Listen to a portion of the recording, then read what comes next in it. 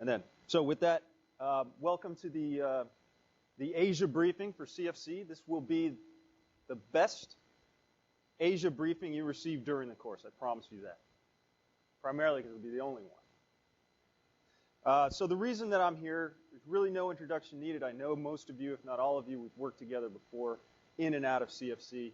But I've got a lot of experience in Asia relative to my short career, and I'm about as close as you're going to get in CFC to an Asia expert. So I'll try to tie it all together for you. And so here's the essential question. What is the importance of Asia to NATO? It's pretty far away. They're very different. We don't work in Asia very often. Why is this important to us? In addition to the references that you saw in your student manual, these are some that I've chosen to kind of shape how I think about Asia and its security issues in the modern times. One thing that's you'll notice here is the Winston Churchill piece is actually about 150 years old. And so we're going to talk about the connections that Asia has to its past that are very, very relevant today. Lesson objectives.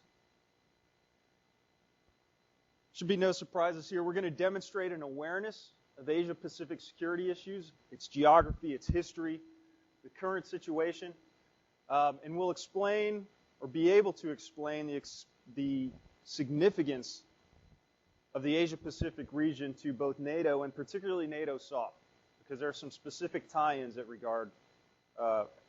have relevance for soft. So what is Asia? Where is it at? How do we characterize it? As we know, it's a big old continent. You can see it there on the map, but I want to focus you in a little bit more on specific pieces of it. Why is it important? Well, it's a big deal. And I'll tell you why it's a big deal. Asia has ties to its past in ways that I don't think are really apparent to those of us from the West. We heard a little bit about Kosovo and its sort of long memory of its own ethnicity and history. But in Asia, a lot of these factors are relevant not just to the people, but to the governments as well. And I'll talk about that. And then lastly, strategic challenges in Asia have this nasty way of defying purely military solutions. There's a lot of social and transnational issues that affect politics and security in Asia. So what is it? What is Asia? Where's it at? And we saw the big continent on the screen a minute ago, but I want to focus you in on East and South Asia. I'm going to eliminate Central Asia from this discussion, primarily because most of you have served there and you've got some awareness of it. We're going to eliminate West Asia for the same reason. So I want to focus you on East and South Asia. So that's where we're going to talk about today. Asia's a big deal. It's a big deal. Why is it such a big deal to us in NATO? Why is it a big deal to Europe and the West in general? Well, this is why. If you look at the red portion here, this is the world population by continent. Some 60% of every human being on the planet is an Asian. And actually, the vast majority of them are either a Chinese or an Indian citizen. Some 40% of the planet is either Chinese or Indian. It's a big deal. I know you can't read this, but then that's not a problem. The point of this slide is this is the world economy in a graph. And you see here in the dark blue, that's the United States of America. 22.8% of the world economy in 2013. You'll notice here, though, the next two countries, the next two economies are China and Japan. Between the two of them, their economy is about the same size as that of the United States. And actually, it's roughly equal to the economy of the European Union. This is a big deal. Two economies in Asia, two national economies in Asia are the same size as the European Union's economy. Just to put that in perspective. This here is a map of the shipping lanes in the world. And other than it being a very pretty slide, I want to draw your attention to this body of water right here on the west coast of the Malayan Peninsula. It's the Strait of Malacca. The Strait of Malacca is obviously a very critical choke point in not just the economy of East Asia, but the economy of the entire west coast of the Americas. There's some enormous percentage, and I don't have the number, of world trade that flows through that strait every single day. And that strait, that body of water is 3 miles across at its narrowest point. You can see across it on a clear day. The implications of that for world security are tremendous. It'd be very easy to physically block the Strait of Malacca, and the impacts that would have on the Asian economy as we know it would be profound. Asia is heavily dependent on the Strait of Malacca for its energy supply. And so the graphic that's here on the wall now is the crude oil, energy in the form of crude oil, coming from mostly the Middle East. As you can see, most of it flows through the Strait of Malacca and then onward into East Asia.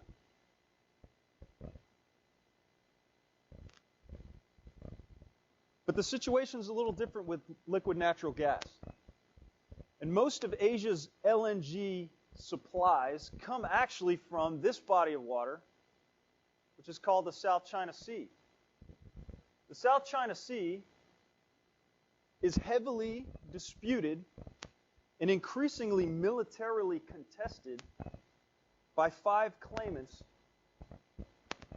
in Asia. 5 Asian nations, as we speak, are militarily contesting sovereignty in the South China Sea. This is a potential flashpoint. This is a big deal for the economy of 40% of the world's population. The Strait of Malacca is a big deal for the energy supplies that power some 25% of the world economy. This is a big deal. And as we go through the 21st century and information is increasingly the most important commodity that we trade in, this graphic here from the Wall Street Journal, I have to give them credit, shows that by 2019, Asians are going to add some 2 billion smartphones to the infosphere. 2 billion. On top of what they already have. And so when you compare that with the amount of additional cell phones that Europe, North America, Western Europe, North America, and Latin America are adding by 2019, it pales in comparison. Asia is competitive in the information economy. Again, this is a big deal. So what is Asia? Well, it's big, as I already pointed out. It's physically big. The distance from Beijing, China, to its nearest Southeast Asian capital is 2,300 kilometers to Hanoi. That's roughly the same distance from Rome to St. Petersburg. So for those of you sitting in or familiar with European geography and how long it would take you to get from Rome to St. Petersburg, and what an immense transition that will be in terms of climate and culture, we're only talking about a small piece of the Asian geography.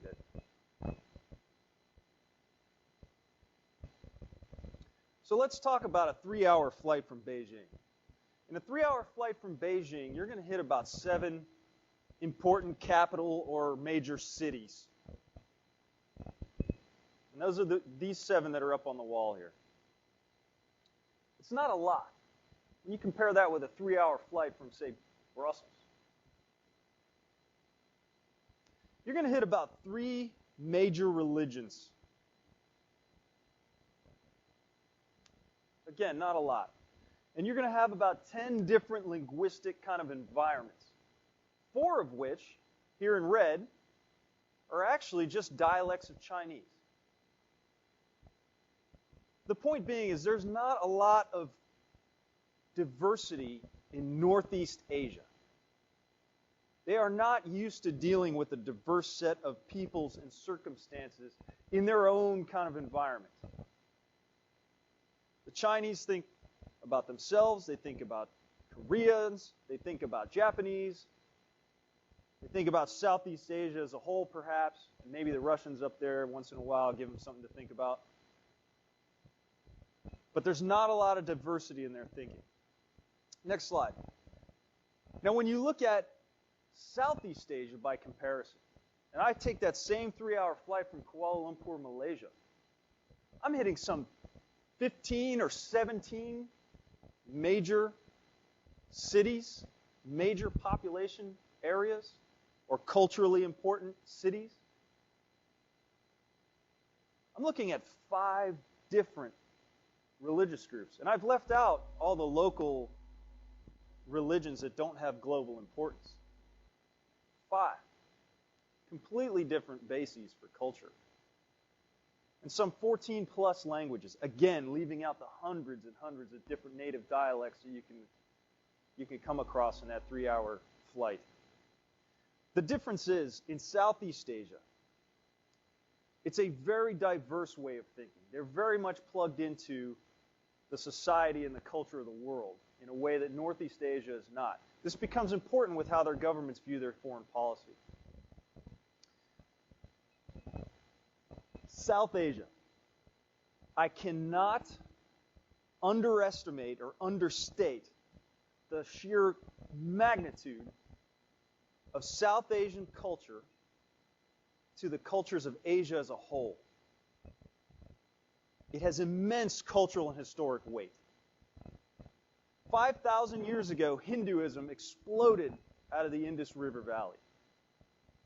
It gave birth to Buddhism 4,500 years later, and South Asia became a home for Islam as well in later times. As you can see, it proliferated across the entire landmass, down into Southeast Asia, up into Northeast Asia as far as Korea and Japan, across the subcontinent, and it was pushed by ancient empires. There's just a small list of some of them here. They're geographically dispersed all across the landmass and dispersed over thousands of years in some cases. But it was these empires which pushed the culture and the religion that began in South Asia across all of the continent. And so religion in Asia is very closely tied to the politics. Because as we'll see here in a minute, the ancient empires, which formed the boundaries of culture, religion, and politics, and economics really for thousands of years, were the same borders that we utilized in the colonial period. And so there's a direct connection, as we'll see, between this 5,000 years ago, or beginning 5,000 years ago, and the governments and the politics that we see today. There's 2 countries on this map that have not ever been colonized. Do we know what they are? Take a guess. Thailand's one of them. The other one is Japan. This is a very important point in the way that these nations view themselves and their place in the world and the way they formulate their foreign policy. They have an independence and a force of thought and action that most of the other countries on this map tend to lack. It very much frames how they view themselves and how others view them. And so we'll go through the colonial bits. So Mongolia at one point, hundreds, thousands of years ago, was colonized by the Qing dynasty. Portugal had points of presence in city-states around the map. You can see Goa, Malacca, Macau, East Timor is on there. Spain and the Philippines. Great Britain colonized all of this, although to be fair, not all of China as we currently know it. but mostly the eastern portions, the portions that have importance for economy, culture, and society today. The Netherlands was in Indonesia. And lastly, the French were in Indochina. And then came Japan, and they colonized actually Korea, but parts of China as well, and as we'll see, even more of Asia. Does anybody know what this green area is?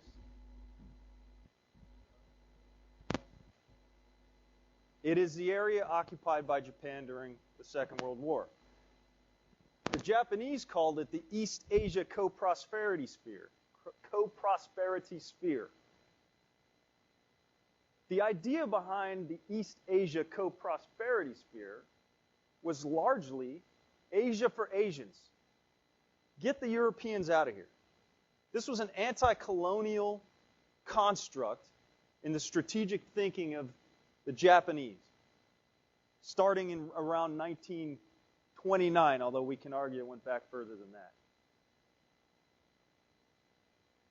They consolidated this area during the Second World War through the use primarily of special and intelligence operations. So for those of you sitting in the room that thought the Japanese really don't have the capacity for special ops, or they didn't think that way, think again. And I have up here the Nakano School networks. The Nakano School is named after a school that was in the town of Nakano, just northeast of Tokyo. The Nakano School was an intelligence school. And the graduates of that school were deployed around what would eventually become the East Asia Co-Prosperity Sphere. And their mission was to conduct unconventional warfare, counterinsurgency operations, to organize industry and politics to exploit the resources of the people and the areas in this green area. It functioned beautifully. And to this day, at the time, many of the founding fathers of Asian governments, as we know them today, were trained by the Japanese Imperial Army. And if they weren't trained by the Japanese, they were trained by the Allies in an effort to counter the Japanese. Ne Win, Aung San in Burma, the founder of the Indian National Army. Sukarno in Indonesia, the father of the Indonesian Intelligence Service, the leader of the Communist Party of Malaya, all were Japanese agents. Every one of them. Most of them actually switched sides at some point of the war. And some of their contemporaries were British agents or Allied agents. Ho Chi Minh was an American agent, trained to counter the Japanese. This has a tremendous impact on the governments in Asia today. It links the present to the past, and not just the colonial past, but the ancient past, in a way that we don't see as deeply in Europe or in the United States or in the former colonies of Africa. The links in Asia to the ancient past of the current sitting governments in just about every country in this green area are profound. So now we'll talk about some of the powers in Asia and what their strategic contexts are. Starting with Japan. So in Japan, they had this thing called the Shogun period. Samurai lords is really a feudal construct. Ran around from about the dates you see on the map, several hundred years, and fought each other. Their perception of conflict in politics and economics was very, very focused on other Japanese. They didn't develop an outward-looking threat perception. They didn't care to interact with the rest of the world in a really connected way. And Japan is fairly racially homogenous. 90-something, 97 or 98% of Japanese are ethnically Japanese. It's a very inward-looking idea of themselves and of the world. And in 1868, a group of individuals called the Meiji changed all that. They made a strategic decision to bring Japan from the Shogun period, from the shogunate, and consolidate political power under the emperor. Now, the emperor had existed, but he didn't have the political power. The Meiji changed that. And so it was a political move internal to Japan. But the outcome of that is, in order to enable that, they also made a strategic decision to modernize Japan in terms of industry and military. And in a historical blink of time, the Japanese went from being a feudal society to being a modern industrial economy, complete with all the trappings of the industrial age today, the big armies, the mobilization capability, the centralized decision-making. All this was decided. It was a tremendous innovation. And to this day, not all the countries in Asia have actually made that transition. Most of them are still very rural, very agrarian, almost feudal. And this led eventually to World War II. It led to a big conflagration, a conflict. We all know what happened there. The Japanese were defeated, and the conditions were set for what we know today as modern Japan. Japan, with its modern industrial economy, does not have the resources to run that kind of economy. It completely lacks energy. Arable land is hard to come by. It doesn't have those rare earth metals that we talked about. It just doesn't have it. It doesn't have a lot of power, energy potential at all.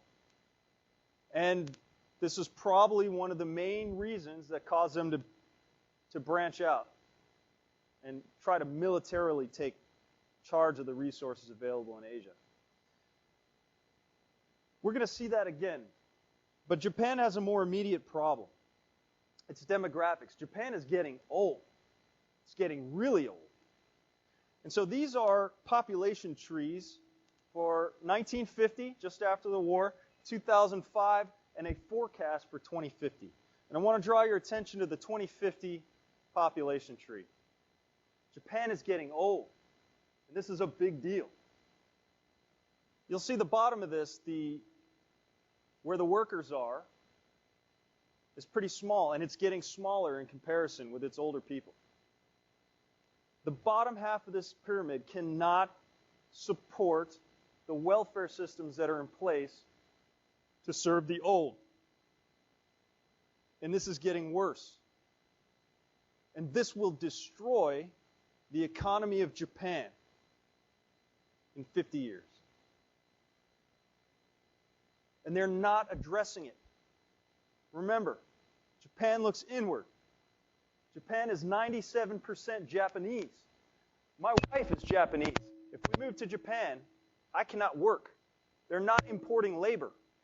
They're not importing expertise. Think about that.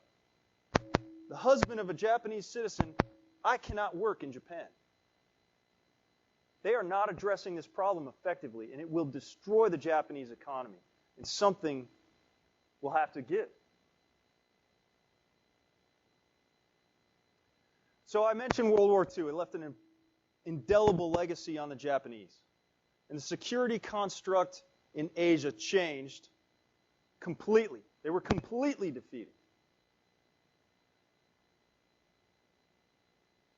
Article 9 was written into their constitution, their new post-World War II constitution. Article 9 prohibits Japan from maintaining an offensive military capability. They do not have an army. They do not have a navy. These are self-defense forces allowed by Constitution to operate only in Japan. And absent of credible security guarantees from the United States, Article 9 is not possible.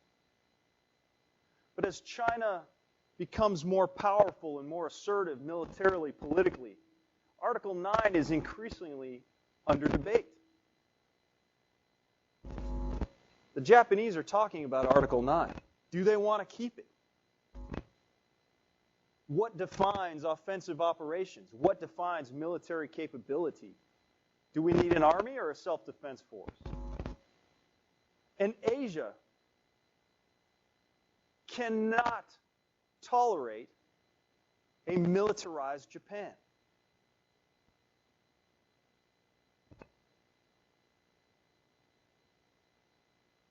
The exploitation that they suffered at Japanese hands during the Second World War is still fresh in their minds.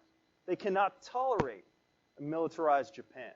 And in this way, the security policy of the United States is directly tied to peace and security in all of Asia.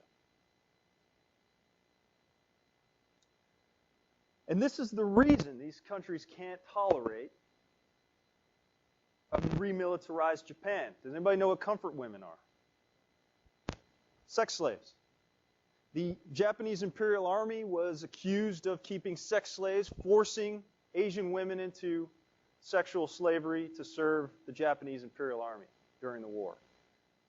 Now, whether it's true or not really is not up for debate, and this is not a basis for foreign policy, but it's an illustration of the emotion and the incompatibility of Asian peace and security with the idea of a re-energized Japan. They can't get past this. And why should they? Japan has territorial disputes left over from wars past, in some cases going prior to World War II, but not always. These here, you see the southern one is what they call the Senkaku Diaoyu Islands in Chinese. Disputed with China. Disputed militarily with China as we speak. Chinese ships and planes are harassing Japanese ships and planes in that area, and vice versa. A slightly less militarized conflict with Korea over Takeshima, Dokdo in Korean. And a more longer-standing conflict with Russia in the Kuril Islands. The Kurils feature some of the world's best fishing grounds. This is an important point for Japanese. It's a big deal. These haven't been solved yet. And so now let's talk about China. China had a similar warring states period, similar in that it was similar to the Japanese Shogun period, where Chinese fought Chinese. For hundreds of years, they raised armies, they fought each other, they strategized, they used tactics. This is sort of a golden age of Chinese military thinking, but the point is, China's threat perception for a long time was about other Chinese. Its economy and politics were about winning the wars between the states. And it finally came to an end in 221 BC when the emperor finally consolidated under the Qin dynasty, I believe, and then it just went on from there. And so there was a dynastic transfer of power for hundreds of years until the colonial period. And the British came in and they used opium as a weapon. There was more to it than that, but in the Chinese conception, the Europeans came in, they used opium as a weapon, a technique designed to put the Chinese people to sleep, to deprive them of their will to fight. Opium became the symbol of European exploitation of China. And this is still fresh in their minds. The Chinese Civil War, which erupted after the Second World War, after the Japanese were defeated, was a fight for the definition of Chinese. What is China? And the two sides, Chiang Kai-shek's Kuomintang and Mao Zedong's Communist Party of China, fought for the soul of China. They fought for the legacy of Sun Yat-sen, who said, China for Chinese, China not as a colonial victim, but as a great nation. And we all know what happened with that. Chiang's forces ended up in Taiwan, and Mao ended up taking over the mainland out of Beijing. And that led a few years later to the Cultural Revolution. Now, the Cultural Revolution was the systematic elimination of an entire generation of academic thought and educated people. And the Cultural Revolution today is the basis for the social power and control of the Chinese Communist Party. To this day, every institution in China has been shaped by that. The Chinese were taught a couple of really hard lessons. Don't fight the Chinese Communist Party. And education really isn't all that good. Do what the party tells you to do. It still affects domestic policy in China today. I put Nixon and Deng up there because in the late 50s, American strategic thinkers were fixated, rightly so in some views, on the potential for China and Russia to engage against the West in a communist alliance. 800 million people at the time in a military political alliance against the West. This was the worst possible outcome of all strategic situations. Both were nuclear armed, tremendously populated. They spanned and controlled the entire Asian landmass to a point.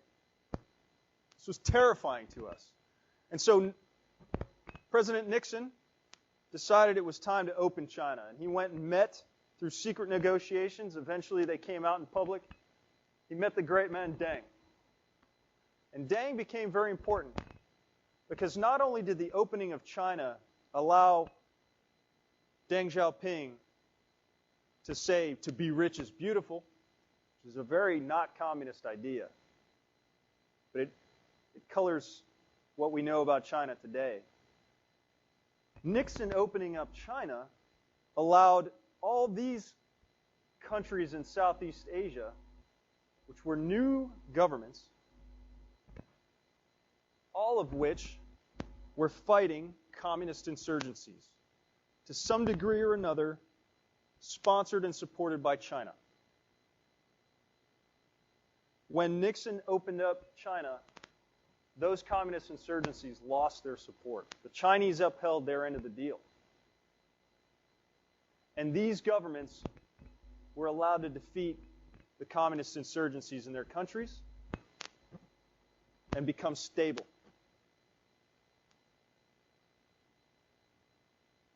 Straits Chinese. The Straits Chinese occupy these areas in the pink. Straits Chinese are Chinese people that emigrated in most cases to this part of Asia before the colonial period. In some cases, they were brought there by the colonial powers. And the Straits Chinese have never assimilated in their home countries.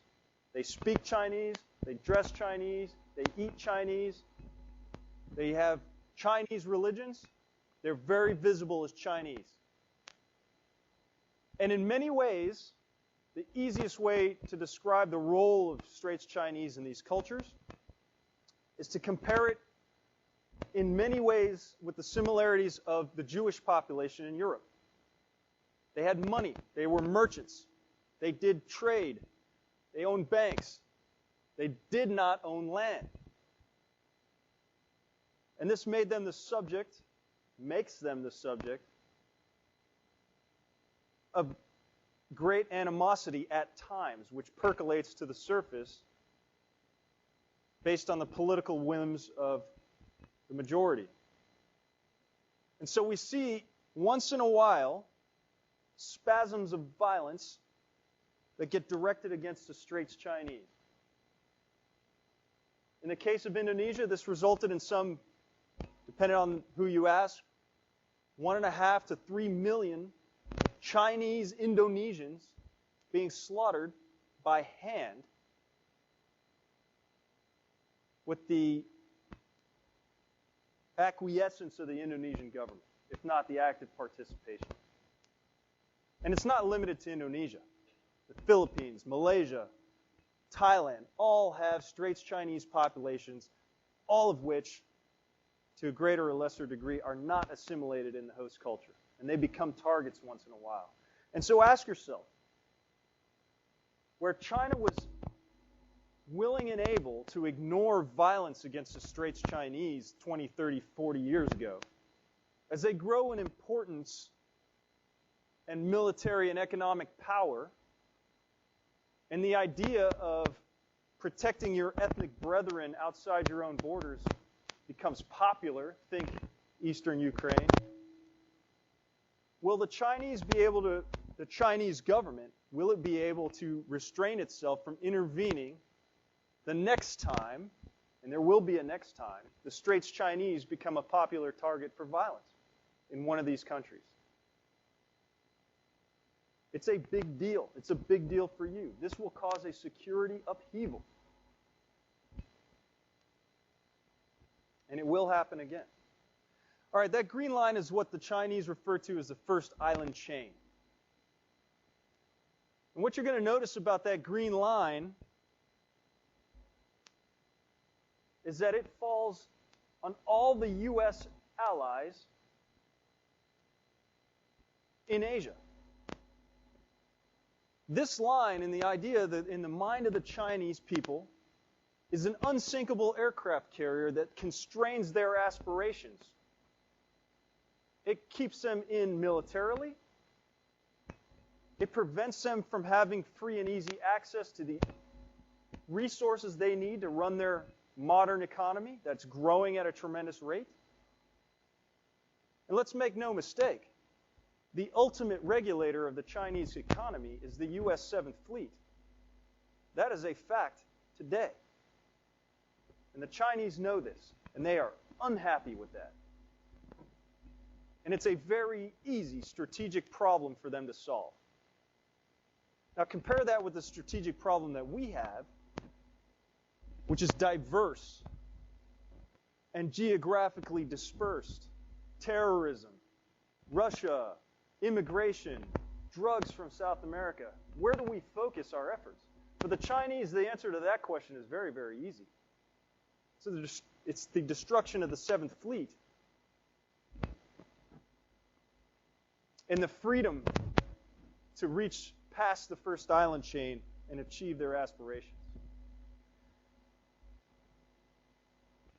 Within this green line lie the Senkakus, those islands disputed with Japan, and also Taiwan. And you won't find any disagreement within the capital city of Taiwan or in Beijing about the nature of China. It is one China. In Taiwan, they think of themselves as constrained, imprisoned in that island, just waiting for their chance to go back and take back the homeland. And in Beijing, they look at China as a rogue territory to be disciplined and brought back into the fold. But it's on the first island chain. These are U.S. treaty allies. The Taiwan Relations Act, our arrangements with Japan, South Korea, Philippines Mutual Defense Treaty. It's a big deal. And that red line is the 9-dash line. The 9-dash line is a line that was drawn, hand-drawn sometime after World War II by a Chinese official when asked the question of what are the borders of China? And so the 9-dash line, as you can see, encompasses most of the South China Sea. And as we saw, Asia gets most of its liquid natural gas, most of its energy through or in the South China Sea. It is disputed heavily. The reason that 9-dash line is such a problem for China is this. The UN Convention on the Law of the Sea, adopted in 1984, gave nations the treaty right to exploit all of the resources found in their territorial waters and an exclusive economic zone that extends from their low water mark 200 nautical miles out. And the Chinese say that everything within the 9-dash line is not just EEZ, it's territorial waters. These are internal waters to China. And internal waters have a different legal construct for behavior of foreign navies, for example, shipping, and so forth. In China's mind, they own all of this. And so this is a point of serious contention by 5 nations in the Southeast Asian area and the United States and others. And it's increasingly militarily contested. Vietnam and China, as we speak, are ramming each other's ships in the South China Sea because the Chinese decided it was appropriate to park a drilling rig in those waters and exploit the resources. It's not just about dollars. It's about territory and economy. And it's based in part on the voyage of Zheng He. Zheng He was a Ming Dynasty officer who led an expedition, a sailing expedition, that covered everything you see in the red lines here. And he drove around these areas and he planted the Chinese flag and he made economic and diplomatic arrangements with the powers in those places. This is back in the 1400s, the 15th century, early 15th century, that the Chinese are basing the 9-dash line, which is right here, on the voyage of a minor party official, or a minor Ming Dynasty official, 700 years ago. How do you compete with that in a political sense? This is a big challenge for us. We have to reconcile the Chinese view of itself with the modern political and economic construct. So moving on to Asia, or ASEAN, excuse me. The areas in blue here represent the Association of Southeast Asian Nations. You will also notice that this is the domain of the Straits Chinese. It is also largely the extent of the East Asian Co-Prosperity Sphere. Well, these countries after World War II found themselves newly independent. By 1959, I think they were all independent nations. And all on a fairly shaky basis, with the exception of Thailand. All of them were subject to vicious internal communist insurgencies. In some cases, trained, supplied, and supported during the Second World War by the Allies against the Japanese. This came back to bite us. In some cases, the colonial powers tried to come back. The French, the Dutch, tried to come back to their colonies. And they found themselves fighting the communist agents that they had trained just a few years earlier. And so the security institutions of these countries were formed, tested, blooded, solidified in an environment of internal insurgency. And in most cases, especially with the communists, it was mostly a Chinese ethnic insurgency. And so the countries by 1967 had had enough and decided that they needed a political construct to call their own. And they got together in Bangkok, 5 of the nations in blue there, and they made the Bangkok Declaration, which founded ASEAN. ASEAN's declaration, the Bangkok Declaration, is based in the principle of non-interference. These governments were fighting internal insurgencies, not one big communist insurgency, but a Malayan insurgency, or a Thai communist insurgency, or an Indonesian communist insurgency. And they didn't want any interference from the other in what they saw as their internal security affairs. And so the principle of non-interference, enshrined in the Bangkok Declaration at the roots of ASEAN as a diplomatic construct, is designed precisely for these ASEAN nations to keep other ASEAN nations out of their internal business. And in its implementation over the last, 40-something years, the principle of non-interference has been used as a philosophical basis for the oppression of internal populations to an extent. Emergency security measures, restrictions on freedom of the press and assembly, these are all common factors in some of these countries. And the tool for implementing it? The police.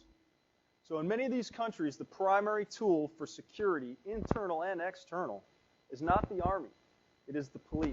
And more on that in a minute. These places have porous borders. Indonesia, Philippines, archipelagic nations. Between the two of them, some 27,000 islands. It is impossible to control. It is tribally fractured. Remember all the religions and languages we saw up there? It's ethnically, culturally, religiously fractured. There's a lot of cultural hostility between these nations. Malaysia is Muslim, if you're Malay, by law.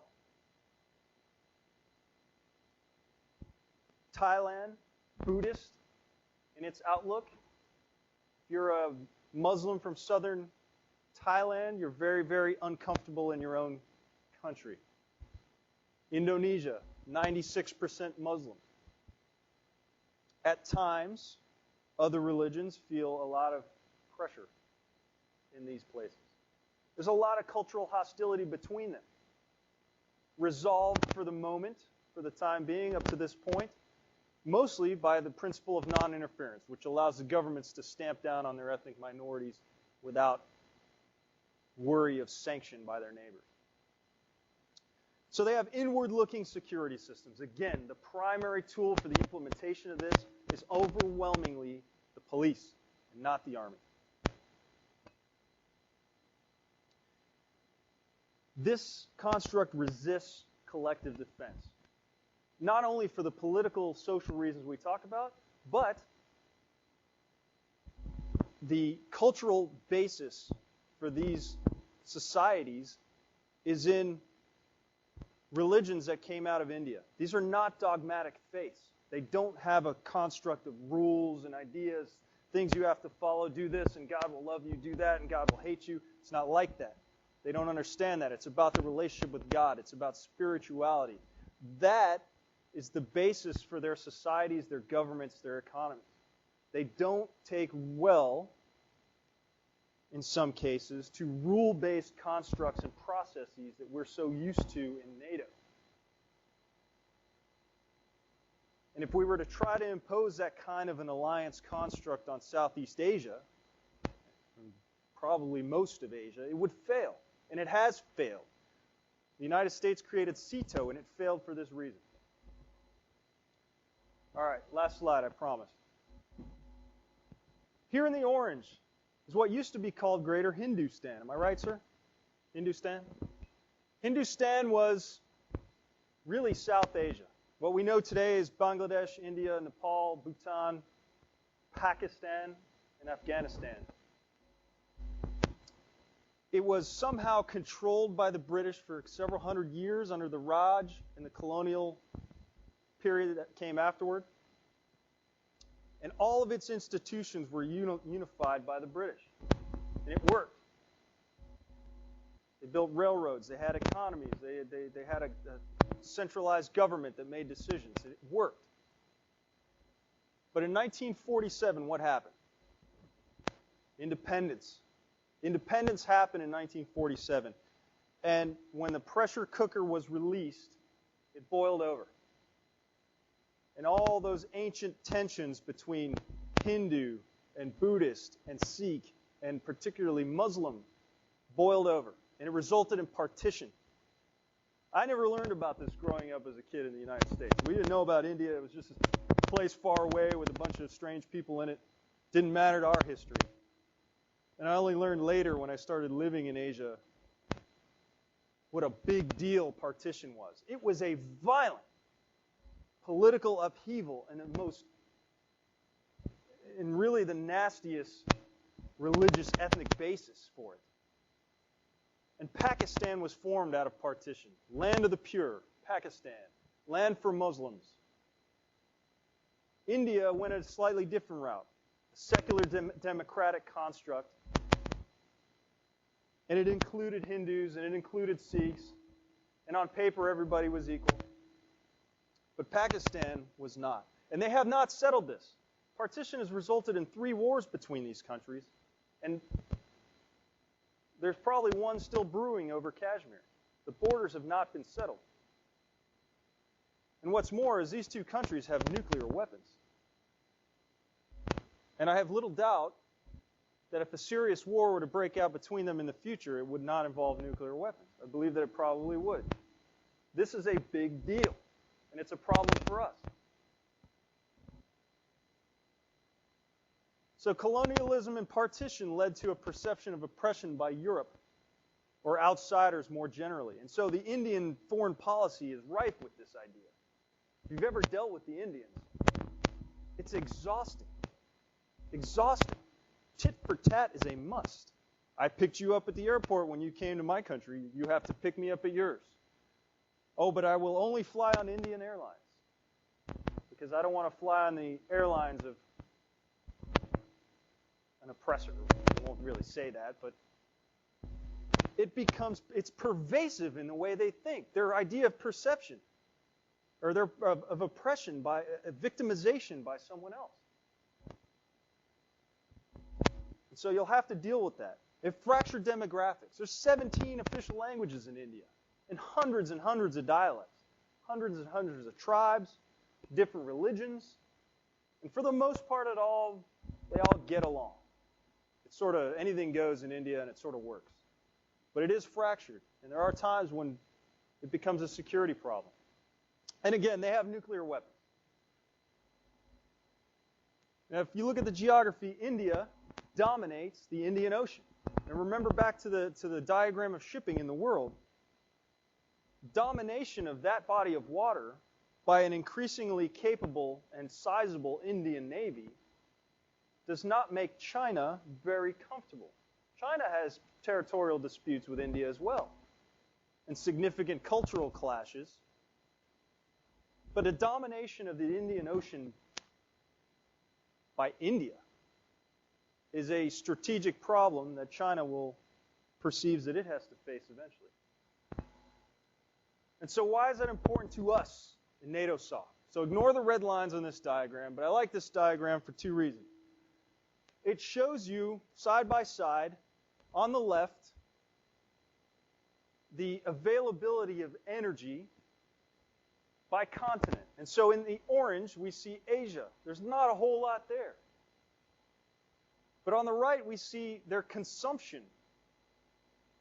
And you can see there's a lot more consumption in the orange Asian areas than there is supply. They don't have the energy supplies to match their consumption, and it's getting worse. These are 2010 numbers. The problem is growing bigger. And we start to see China and others, India, engaging outside of Asia increasingly, using military power, using diplomatic power, using political weight to address, for the most part, this delta. So it's a struggle for energy. Now, are they partners or adversaries? That's the question that we in the 21st century are going to need to answer. We have to come to grips with this. Are Asian powers going to be partners or are they going to be adversaries? We hope they'll be partners. And there's still possibility for that, but it's got to be handled right. And so, you see here in the blue, these countries are U.S. treaty allies. Is that an Article 5 problem for NATO? If conflict breaks out in Asia involving any one of these treaty allies of the United States, is that an Article 5 problem for NATO? I don't think that question has been answered or asked. But it's not just the United States. NATO has its own security relationships with these countries in green, South Korea and Japan. Fairly recent individual cooperation or partnership cooperation plans, IPCP, mill-to-mill cooperation agreements. Don't forget the struggle for energy. It's important to Europe, NATO as well. And so what are the implications for NATO SOF? If you're going to work in Asia, you'll have to deal with new language skills. There are cultural and historical differences that will trip you up. You don't want to be the guy on the range training Malaysian commandos in advanced marksmanship and have your Malaysian soldiers walk off in a huff when you start putting rounds through a target with Osama bin Laden's picture on it. Who would have thought that that would offend? But in the Muslim sensibility, or at least in the Malaysian Muslim sensibility, that was an offense to Islam. You don't want to be that guy, and so you need to understand the cultural and historical pitfalls that await you out there if you don't know what you're doing with these folks. They have varied capabilities. They are not equally capable. In Europe, we enjoy a really high level of quality in the officers and the men and the equipment and the institutions that make our militaries great. In Asia, it is not so uniform. The highest end capabilities in Singapore are far and above anything you'll ever find in Cambodia. And so it's a difficult challenge as you engage with different Southeast Asian nations or Asian nations. SOF, particularly European SOF, needs strategic mobility. You need more of it. And I'm not talking about C-17s dropping you off on airfields. You need other options. Commercial air, charter air, shipping. And you need to think through what happens when you put your guns and your commo on a ship that's going to take 3 weeks to get to your training area. You need to have options for maintaining your capabilities while your gear is in transit. You got to work through that. How does that work? How do you do the contracting? How do you do the security of your stuff when you need commercial shippers to get your stuff to the training sites? And then lastly, you need authorities to work with the police. There are legal restrictions with this in some of your nations, and they have to be addressed. Because if you want to deal with the guarantors of security in most of Asia, you will have to deal with the police. And so you need to have the authorities to work with the police. And so if your country doesn't have them, you need to start working them now. You'll need flexible funding for logistics, transportation, training, and resources. When you go to ranges in some of these countries, you're not going to already established ranges with fancy pop-up computerized targetry. You're building target stands. You're going to need power tools. You're going to need generators. You're going to need converters. And if you haven't pounded a nail into teak recently, I encourage you're going to need a lot more time than you think to build target stands. You'll need flexible funding to pay for food, for your lodging. I have had a U.S. ally from a very rich and industrialized modern nation come to me at an exercise in Thailand and say, Lino, I can't pay for food. Can I get MREs from you? I was shocked. And it wasn't because they didn't have the money. It's because their nation had not figured out that their regulations needed to be changed in order to allow them to operate in these environments. So think through that. And lastly, in this environment where thankfully we're not shooting at each other much, you're doing a lot of training and engagement missions. And the primary beneficiaries of those types of missions are, make no mistake, the diplomats. You, and more importantly perhaps, your men need to understand the diplomatic importance and sensitivities with your operations in these countries. So, 3 big ideas. Asia's a big deal. It's a big deal. It has ties to the past, more intimate and more real in some cases than we're used to in the West. And their challenges are not primarily military. They can't be solved primarily through military means or even in some cases governmental means. So you got to understand that.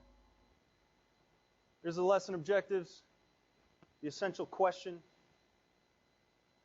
Let's talk. That's all I have, sir. And I'm a little bit long, but. Got any questions? Yes, give me a minute and I will turn off. Hey,